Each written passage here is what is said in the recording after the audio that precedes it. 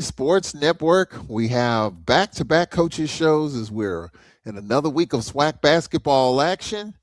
Coming up next, as you can see, the Nate Kilbert program, following by the Jake Morton program. Jake Morton will join us coming up next. For the Lady Braves, a successful Alabama swing in which they won 2 out of 3. And now we return home. First home game for the Lady Braves since December the 1st. It's been a while since we've graced the friendly confines of the Whitney Arena. We'll talk about Prairie View, Texas Southern as they come in here this week. We'll take a quick time out, get right into the Nate Kilbert Show in 30 seconds here on the Brave Sports Network. Some names immediately evoke an uncommon sense of family, an unmistakable sense of character, an undeniable sense of legacy. Always. Where trailblazers and innovators chart new paths of possibility. Where academic rigor empowers the strength of character to lead with knowledge and integrity. It's a name that harkens back to over 150 years of truly making a difference in our world. Always Alcorn. Welcome back to the Nate Kilbert program. I'm Charles Edmond. Our producers, Jamario Brooks and Cedric Tillman, back from Alabama, where we're in Montgomery and Huntsville. Montgomery twice, Alabama A&M once. And the thing about it is that with this schedule alignment, you're only going to play the Alabama teams one time a year, and 1 year at your place. And this year we were in Montgomery and Huntsville. It's been a while since we've been up there for basketball. But the Lady Braves are very successful, a 3-game stretch. We've got a 3 in a row on the road. Every team gets 3 straight at home, 3 straight on the road. The Lady Braves, as far as the men are concerned as well, have their 3 in a row on the road out of the way. So that's good to get it out of the way early. Charles Edmond with Lady Braves head coach Nate Kilbert on the Nate Kilbert program. You can text a question. You can participate in the process, 601-301-2611 on X. Tall Man Radio. Let's get into it. Lady Braves head coach Nate Kilbert joining us from his office. Coming off practice today, coach, or was today a day off getting ready for the Texas teams coming in? No, we coming off practice. Yeah, had a long night trying to get ready for Prairie View because we know this is a big game for us. And I thought we had a good practice today. Well, let's talk about the Alabama swing coach just finally getting off the road and getting done with the first three on the road. We kind of identified these first three conference games for a while, even in non-conference. You got the Jackson State game. What were you thinking as you hit the road heading to the Alabama trips? If you can just split those two. I mean, of course, you said you want to be greedy. You wanted to go 3 for 3, but you won 2 out of 3. So I guess it's safe to say that mission accomplished coming off the 3 in a row on the road. Yeah, we feel real good, especially after winning the game in Jackson. I think that was the biggest game of this three-game road trip. Uh, to go into Jackson and to play the way that we played, to be able to pull that game off, I think it set us up for a good road trip. We ended up going to state, winning there, end up, A&M put it on us up there at A&M, but we got what we wanted out of the trip. We won 2 out of the 3, and this is the first time, Charles, that we've been able to do that. And now we're coming back home with two at home. I think we're sitting pretty right now. Well, let's take a look at the first game on the trip, Coach. Alabama State. Going into that game, Alabama State was a team that could score. You look at their first year head coach coming from Texas Southern. Got a chance to talk with her before the game. Just glad to be back in the conference. Just leading into that game, what were some of the challenges that you had to deal with that lineup of Charlize McClendon, Clarier Peterson, Amari Franklin, Shemaya Reed, who was a really good volume scorer, in the Kyria Flowers? Well, they're small. That's the biggest thing. So it kind of keep us from playing our bigs a little bit more because they can shoot the ball well from the outside. But I thought the matchup favored us. And anytime we play on a small team, we have so many kids on our team that can post kids up.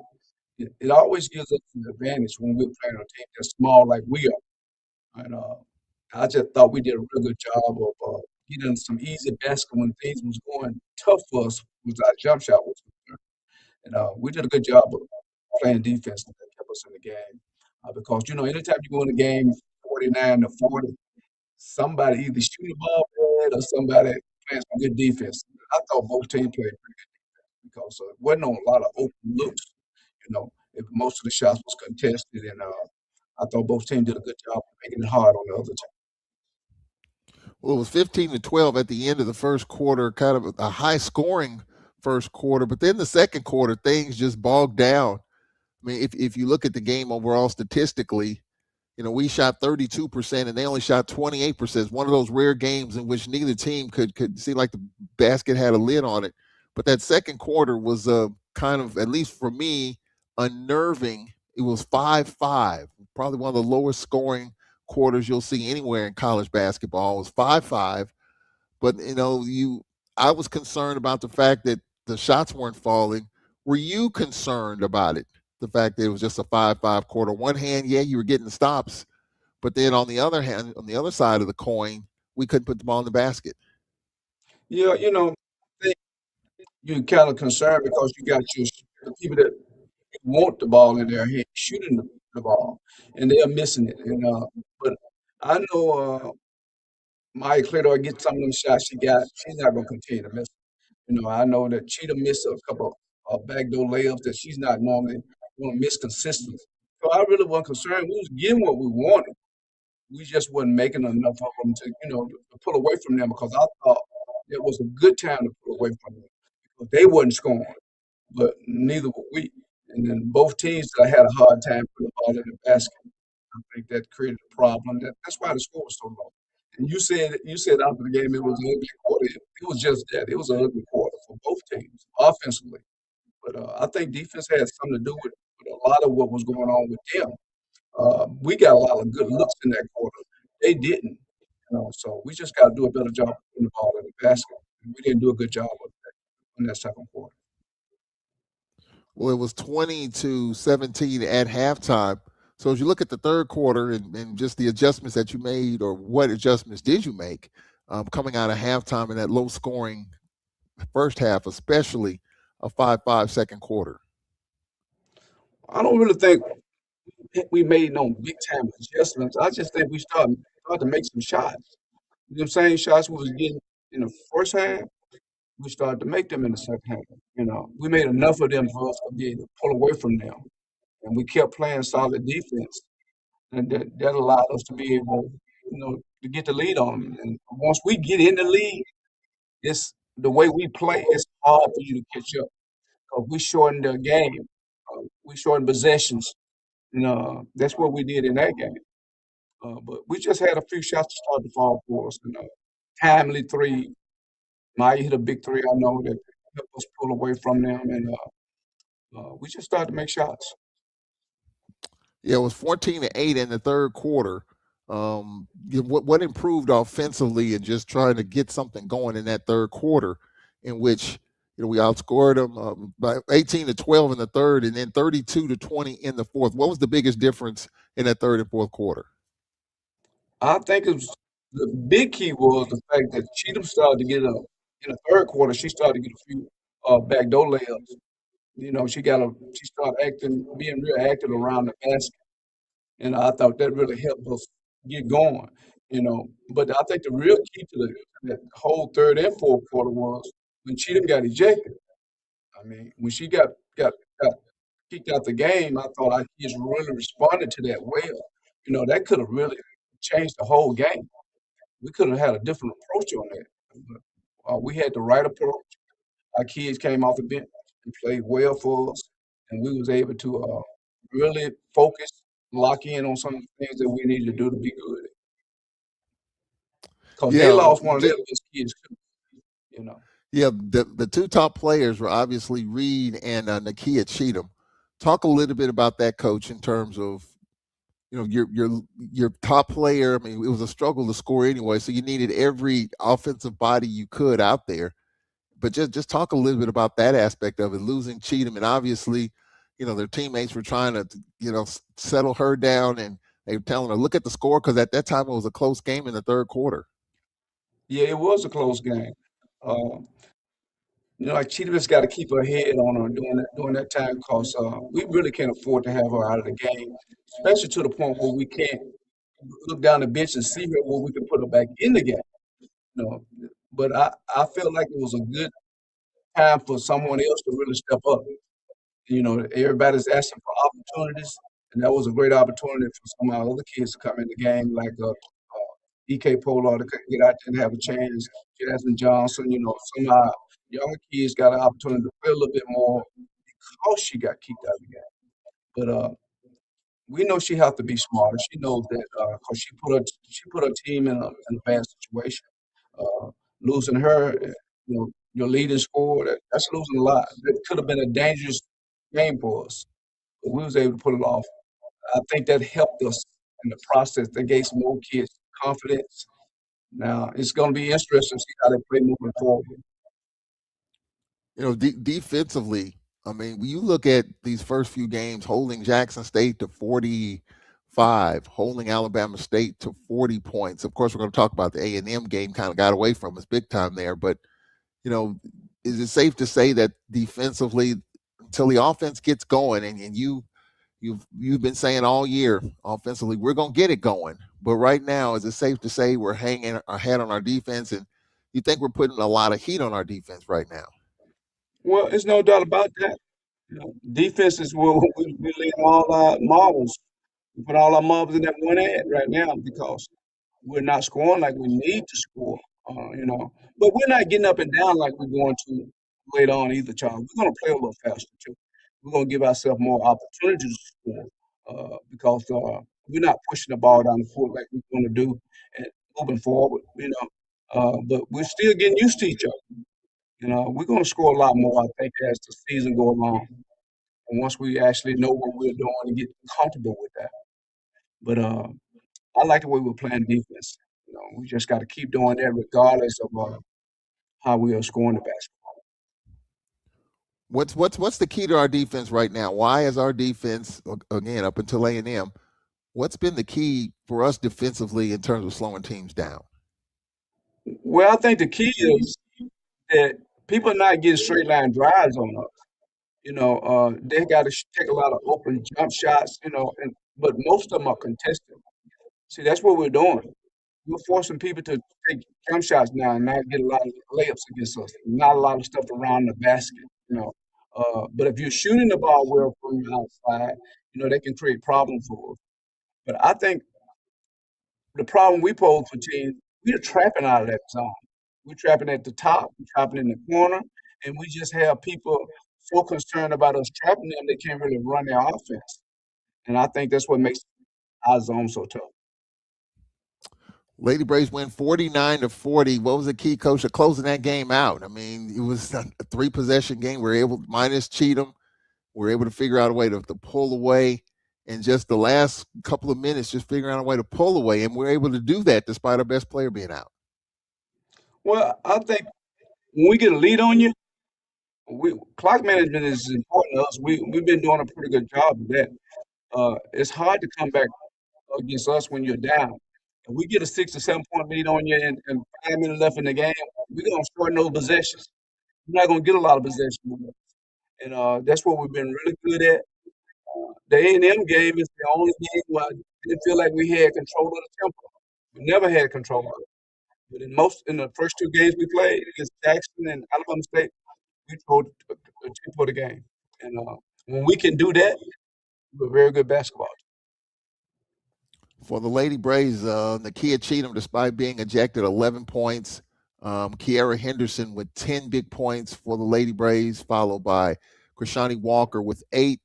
Someone was telling me the other day, Coach, I feel like it's Krishani. If we're going to have success somehow, some way, Krishani Walker, you try to mix and match with people in the post. Do you feel like it's time for her to get going? You're still patient with her, and that you and her and the team will figure out, where she fits in the post and in the middle?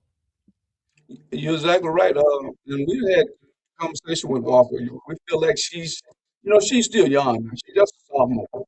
But we want her to come probably a little faster than what she's ready for. But she's going to have to be better for us on the inside. And it's not like we're asking someone to do something that they can't. Walker can play inside. She can shoot that little elbow shot. She can play back to the basket. And she's got a nice little game in her. But I think my biggest problem with her right now is that she's not physical enough. She's not using her body like she should be using it. And but I'm not worried about her because she listens well. And ask her to do something, she's gonna try to do it. And as the season goes on, you're gonna see that improvement. You're gonna see her run around 8 to 10 points a game, and I'm almost sure of that. She has a nice little shot. She got good body movement down low, and she's just learning how to play. Really, you talking about a kid just out of high school for 1 year. Being a sophomore this year, this is the first time actually getting a lot of experience. But we're looking forward to her just getting better and continuing to work. I think that's the biggest thing. And she knows she's got to get in shape. I think that's one of her biggest problems. She's not in the condition that she needs to be in to do some of the things we asking her to do. The other part of it, Coach, is you talked about defensively. The first two conference games, Jackson State and obviously Alabama State, for the opposition in those two games, not one player has scored in double figures going into that A&M game. Jackson State didn't have a player double figures, and neither did Alabama State. So I think it shows you, just how defensively, just trying to figure it out against this Lady Braves defense.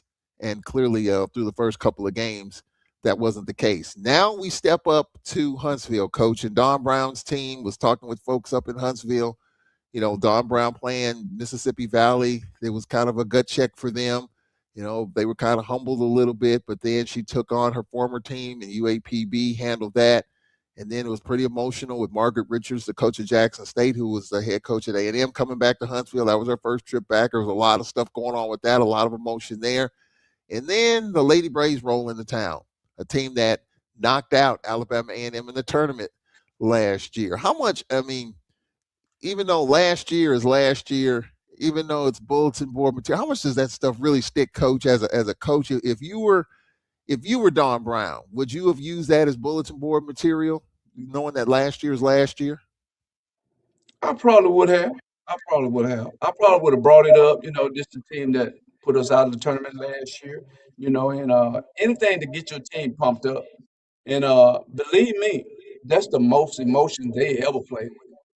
I mean, especially kids like Davenport. Davenport is not an emotional person. That's my first time seeing her play like that. Because if she plays that way consistently, they're going to be a hard team to beat.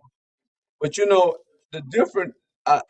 She was trying to find a way to get her team going. I understand that, but that's a difference between being eliminated and playing in the regular season. You know what I mean? And I think she brought that to their attention and she wanted to find something that she could do in the regular season that get them fired up. That's what she was trying to do. Because you know, we sent them home. They just beat us. Because it's early in the season. And so when you can find something to motivate your team like she did, and she motivated them, and that's the first time I see them motivated for the whole game. It wasn't for a quarter. It was for the whole game. We couldn't match it. And I think that was the biggest thing. We never matched their intensity, and it was good basketball on their side. But it was good for us also to be able to experience that because really I feel like a lot of our younger kids had never seen that. Even when we played the big school, they hadn't seen nothing like that. You know, for 4 whole quarters. But the the biggest thing about this whole thing with A&M is though, Charles, is that's the hardest game to prepare for. You prepare for the Thursday game, you got time to actually prepare for it. But you only really got one day to prepare for the Saturday game, unless you're trying to do both of them in one. We don't like to do that because you confuse your kids on certain things. But but people probably don't know that A&M did prepare for Jackson. A&M prepared for us. They started on Monday preparing for us for Saturday. And it was funny that Doug said that in a post game coaching thing. She said we've been preparing for all week, just like that. So like overlooking Jackson, you know what I mean? And that could be dangerous for you sometimes when you do that. But fortunately for them, they were able to beat Jackson and beat us. But I told our kids, that's one sign that we're here now. People starting to prepare for us. They didn't normally do that. People just say, "Oh, it's all corn. We're gonna beat them anyway." That's the way they be thinking. They ain't got to prepare for us. Normally, the scout would have been for Jackson State, not Alcorn. That A&M scout was for Alcorn, not Jackson State, and that just Yeah. shows we're headed in the right direction. Well, if you look at their lineup of McIntosh, Jada Belton, Moses Davenport, Rakaya Beal, and Kayla Walker, when I saw the height, the length, the lankiness of the bigs inside, lankiness in a good way, they're just long. I didn't realize that's what they had.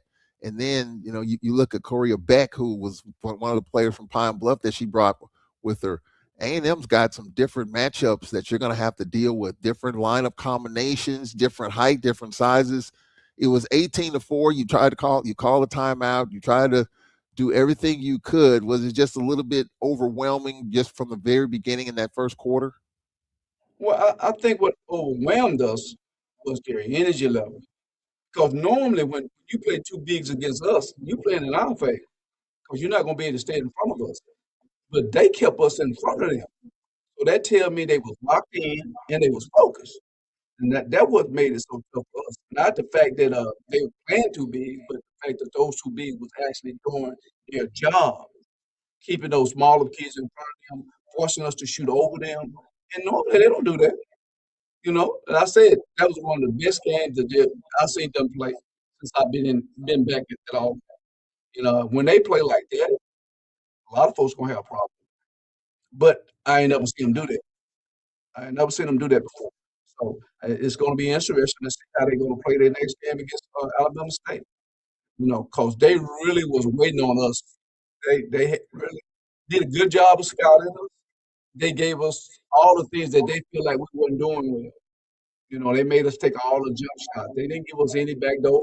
That's the first game, child, that we didn't get backdoor. They was making us shoot those little short jump shots, and but they were so short. We got to make them. Them little elbow shots. We got to make those shots. But I thought they did a real good job of game planning for us, and that let us know that we have arrived because people are actually game planning for us. Well, from an offensive standpoint, I mean, the final score was 76-34. What I could pull out of that game, Coach Maya Claytor got going a little bit, so maybe that's a start of some good things to come. And I talked to her, and she understands that she's the number one person on everybody's scout sheet. Everybody's going to crowd her, but she got going a little bit in that third quarter. I mean, it was going to be tough. It was 39-18 at the break. Maya Claytor got a couple of threes in. But obviously, offensively, 49 points against Jackson, 49 points against Alabama State, 34 points against A&M. You do the math there. I know some people have asked me, "Where's the offense? Is it going to turn around? And I mean, are we going to be able to improve offensively?" And I've said, Nate Kilbert believes that it is the best is yet to come. How you feeling with this offense right now? Are you concerned about it even a little bit? Or are you confident that we're going to get through this little bit of a funk offensively, if you want to call it that? Well, only thing that I can be concerned about is the mindset of the kids that's not making shots that they know they should be making. Long as their mindset is still strong. And you come and watch our practice. Look at how they be shooting the ball. Be lighting it up. So I know that's going to carry over to the game at some point. And I'm hoping it'll be against Prairie View on Thursday. But I'm really not concerned about that. 'Cause I think we're going to have a couple of those games. We're going to have breakout games where we shoot the ball well. And cause the right people are taking these shots. If people was taking shots that we didn't think could make those shots, it'd be different. So the ball's in the right hand. We just got to start finishing plays. And look at the shots we're missing, Charles. A lot of stuff is around the bucket. A lot of stuff is drives when we just missing them. And but a lot of them is a wide open jump shot. So I just think when our offense do come along with our defense, we're gonna be a dangerous team. Well, against A&M, despite only shooting 21%, we got to the free throw line, Coach, 20 times, but we were 10 of 20 from the free throw line. So that's kind of been a concern a little bit. When you're not knocking down shots, rebounding is tough. Minus 13 on the boards against A&M. You got to get to the free throw line and you got to make them. And we've missed 10 free throws. So that's something that I'm sure you've been talking to your team about as well. Oh, no question about that. You have to make free throws to keep the game close. You have to make free throws to pull away from people, and you can't go 10 for 20. Now, I think 20 is a good number to be to get to the line 20 times. But you got to make more. Got to make more, and our kids know that.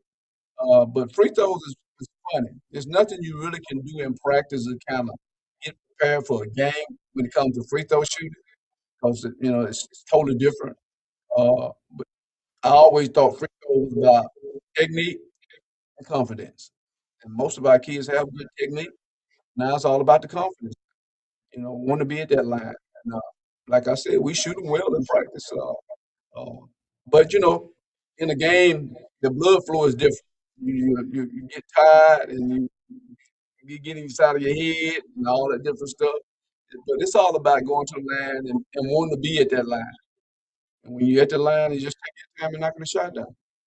And I think we're going to shoot free throws better as the season goes on. Yeah. Well, we'll pivot to a preview in a moment, Coach. A text question, Coach. Obviously, with this being a year in which you got a lot of veterans, with several players leaving at the end of this year, what does recruiting look like? Well, it's never too early or too late to talk about recruiting. Talk with Jake Morton about that as well. What does recruiting look like as you go forward? Is this a time where you kind of, you're preparing for swag, but I'm sure recruiting's always on your mind. And we're always recruiting. As a matter of fact, we scheduled to go out next week, look at a few kids. But we don't have a lot. We're not losing a lot of kids now. We're losing some main kids, but we're not losing a lot of kids. We're losing Cheatham, Henderson, and Claytor. But after that, we pretty much got all our other kids coming back. We just need to fill a few slots, and we'll be okay. But recruiting is every day. We out trying to find kids that can help our ball club every day. We're on the phone, we're watching videos. When we get a chance to go out and actually watch them personally, we try to do that too. We appreciate that text question coming in, 601-301-2611, and on X Tall Man Radio. All right, Coach, let's look ahead to our First two home games in conference, our first home game since December the 1st. The Prairie A&M Lady Panthers come to town, a team that's winless. What can you say about the Panthers? Why are they winless, and what trouble can they pose here? Well, I know one thing. I'm not going to look at their record because I'll see them play on a synergy, and they got a good ball club. Yeah, to me, they have one of the best guards in the conference. You know, she was a freshman 2 years ago, and now she's got that experience. Uh, Schultz can really shoot the ball. I mean, we got to find a way to make sure we always know where she is on the floor. And, you know, they got a lot of young kids too, but they got two kids that can really fill it up. And we got to make sure we know where they are, and not allow them to get going. Because once they get going, you know, they're hard to stop.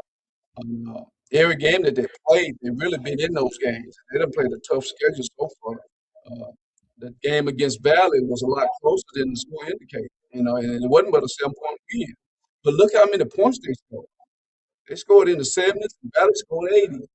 So that's a lot of scoring, especially for a team like us who's not doing a lot of scoring. So that's a Yeah. danger zone for us, you know. So our defense really got to be solid, you know, and that's what makes them so scary. The fact that they can really put up some points. Well, Prairie View's 0-4, and then you look at Texas Southern. You got a three-way tie for first place. Southern, Alabama A&M, Texas Southern 3-1. Vernetsky coming back home. Why is her team 3-1? Because Skeet coaching them. That's why they 3-1. She good at what she does. She know how to get out there and get those recruits, man. You know, and Texas Southern got all the things that they need to be able to feel comfortable when they get there. But just think about it. She's a good transfer portal coach. She know how to get them off that transfer portal. Every year, she seems like she just reload with talent. You know, and with having home back for the second year, actually, you know, now she's gonna be a lot better at what coach want her to do.